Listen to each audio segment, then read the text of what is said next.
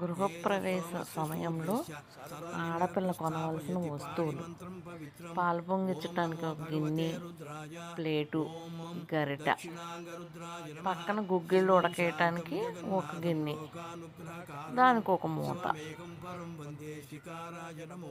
ఇంత మట్టికి ఆడపిల్ల బాధ్యత కొనాలి. పుట్టింటి వాళ్ళ గృహప్రవేశానికి సమకూర్చుకోవాల్సిన సామాను ఈ కంపల్సరీ పట్టుకెళ్ళాలన్నమాట. ఆడపిల్లే పాలు పొంగించాలి. పొయ్యి వెలిగించి పొయ్యిలో నుప్పేయడం అంటారు. తర్వాత నుంచి వాళ్ళు చేసుకుంటారు.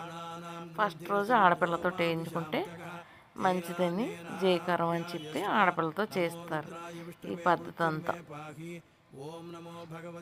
మీరు చేశారా? నాకు కామెంట్ చెప్పండి.